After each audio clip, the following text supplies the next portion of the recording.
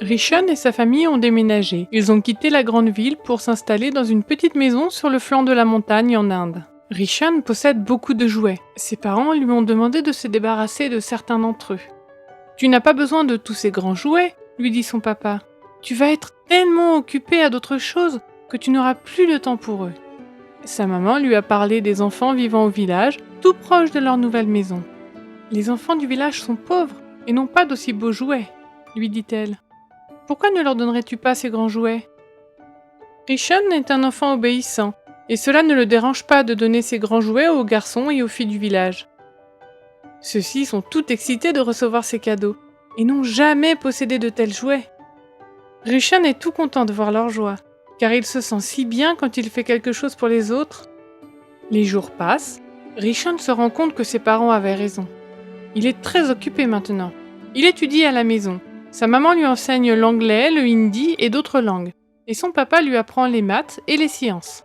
Quand il n'étudie pas, Rishon travaille au jardin avec ses parents. Il plante des herbes, récolte le maïs, les pommes de terre et d'autres légumes. Chaque jour, il mémorise 3 versets de la Bible.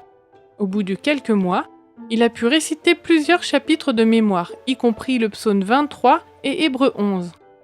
Il n'a maintenant même plus vraiment le temps de jouer avec ses petits jouets.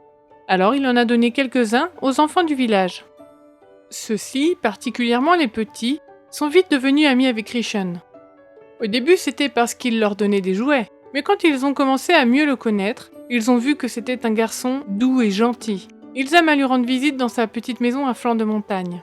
Rishon aime jouer avec les enfants. Parfois ensemble, il joue avec ses vieux jouets, mais la plupart du temps, il joue à aller à l'église.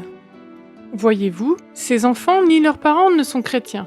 Ils ne savent rien au sujet de Dieu, créateur de la terre et des cieux, ni rien au sujet de Jésus, qui est mort pour le péché de son peuple, et ils ne savent pas prier Dieu. Mais en jouant, Rishon leur a parlé de Jésus.